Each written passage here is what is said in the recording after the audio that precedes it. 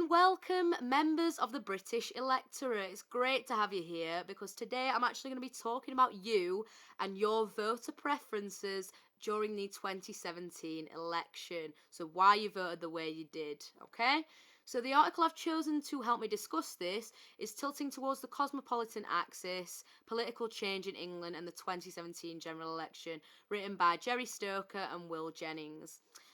So I decided to go with this article because I actually found its argument the most convincing, mainly because it used data, it used a collection of data and stats from a 12-year period, rather than just looking at data from this specific election in 2017 and perhaps a couple predating that. So I felt like there it offered the most points to back itself up there.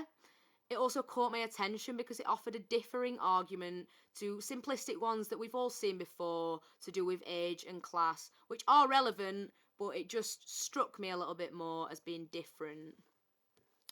So, the article itself looks at all constituency level patterns of voting between 2005 and 2017. It argues that the vote was not a Brexit realignment, so it wasn't simply issue or valence based voting on the Brexit issue, nor was it entirely to do with class or age, but it was actually a longer term divide between those living in more densely populated cosmopolitan areas strongly connected with global growth and those rural and coastal areas that aren't. This isn't at all to state that Brexit or sociological issues like class and age were irrelevant, but that the realignment was part of a geographical bifurcation that long predates this election and the Brexit referendum itself. So it does also discuss class, but it actually puts it in terms of Savage-Ital's new social class structure for Britain, which mixes economic, social and cultural dimensions to come up with a huge range of classes that go far beyond old concepts of just working, middle and elite classes. So the article discusses this labour increase in more densely populated towns and cities with younger, more diverse and better educated populations, and the Conservative increase in less densely populated towns and rural areas, usually with older and less diverse populations. So this might give weight to the idea that sociological voting based on age and or ethnicity is still partly behind the election results. However, the article prefers to highlight that the voting choices were more to do with the fact that those in the former category were more strongly connected to global economic growth than those in the latter. So, the article also argues that the Labour Party results in the 2017 elections are definitely at odds with this new idea of Labour as a party that's lost the left behind, because although the Conservative vote has risen in rural, less diverse areas with a higher population of traditional working class members in your classic manual jobs, Labour has actually increased its share of the vote amongst the precariat and emerging service workers. So, the precariat being those that only make enough per month to scrape by and don't have any extra money for luxuries. And emerging service workers are your bar staff, your chefs, customer service workers, people in relatively low paid positions. So, basically, a new form of your old traditional working class. So, valence voting, this is when voters look at parties as potential management teams and judge their ability to take care of key issues and processes. Valence issues are those that most of the electorate can broadly agree on. So, for example, the economy should work, crime should be low, and contextually in Britain, that healthcare should be free. So, in contrast to this issue-based voting is when voters choose to look for a party that's ideological stance is closest to their own.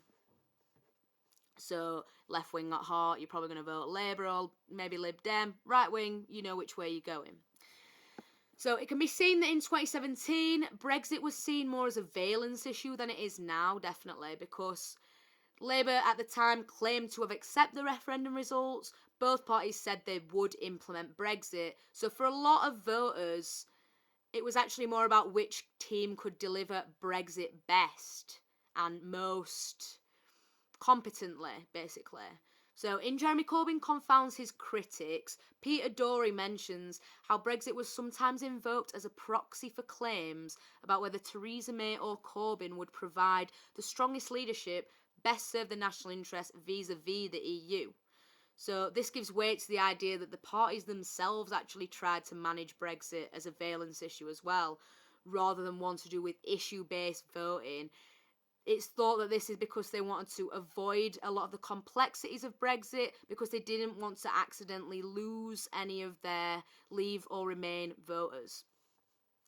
In today's context, Brexit is definitely more of an issue-based voting feature, but it just shows how context can drastically change within 2 years. So, while Stoker and Jennings' article argues that the results of this election were less revenge of the Remainers and more a continuing battle of mobilisation between cosmopolitan and non-cosmopolitan areas, other writers have argued that the relevance of Brexit in this election just cannot be understated. In The Strange Death of Multi-Party Britain, the UK general election of 2017, Prosser argues that Brexit is key to understanding changing party support in 2017, and that clearly Leave voters shifted away from Labour and the Lib Dems and towards the Conservatives. Conversely, Remain voters moved away from the Conservatives towards Labour and the Lib Dems. Age was also clearly a defining factor for Labour, and we can see this in Jennings and Stokes' argument, where Labour's share of the vote was higher among younger university-educated people. This point is also reinforced by Denver in The Results How Britain Voted, when he discusses how, and I quote, "It could be argued that the pattern of votes across constituencies suggests that the generational divide is more marked than the class divide which once was paramount. However, others have argued that this younger swing could actually be more to do with class than age." So in 2017, the election of the Trojan horses, Bogdanor discusses how the bulk of uni students actually come from middle class backgrounds, with, for example, only 10% of Oxford's undergraduates coming from a lower social strata. So it's argued here then that Corbyn, rather than appealing to and representing all younger voters, chose to appeal to the self-interest of what Bogdanor coined the future members of the exam passing classes, by proposing to abolish student fees. Here Bogdanor turns the argument from one about age to one about class, bringing up some really interesting thoughts on why Labour seemed to be excelling among certain younger populations, rather than just putting it down to, oh, they're younger, they're more socialist. There are some other, perhaps more self-serving reasons behind this. So the Jennings and Stoker article doesn't really comment on valence voting. However, it's clear that in the 2017 election, Theresa May's attempt at centralising the campaign around herself, or the party's attempt at that, just did not succeed. She was just too awkward, with people calling her the Maybot. It was just not good. There was not an overwhelming majority of people who felt they could trust her to take her management skills to the EU negotiating table. So Bale and Webb, in their 2017 article, Honey, I Shrunk the Majority, argue that although she did manage to cling on to leadership, it was in fact Theresa May who really blew it, with her uncosted and pessimistic manifesto, refusal to attend live TV debates, and U-turns on the dementia tax, making her look more weak and wobbly than the strong and stable leadership figure she had made herself out to be. So possibly valence issues could be behind why May just did not get the majority she needed. So, in an attempt to bring all this together and conclude, I would say that sociological voting seems to best explain voter choices in the 2017 general election. I agree with Jennings and Stokes' article that the geographical bifurcation of politics does seem relevant, with those living in cities and large towns closely linked to global growth voting Labour, and the opposite, perhaps the new left behind of Britain, voting Conservative. I do think there are other just as important and interesting points to be made about voting preferences in the election in regards to Brexit and age. So, as we've already said, the relevance of Brexit in this election, it just can't be understated. And although Brexit can be seen as a valence issue within this particular election, The reasons people voted Leave or Remain in the first place were often issue-based, to do with things like immigration and sovereignty. Age was also clearly a defining factor in the results, but the extent to which this is purely down to age rather than the social class of these young voters could be arguable. Thank you very much for listening. Hope this has helped you figure out some questions in your own head. Have a great day. Thank you for your time. Goodbye.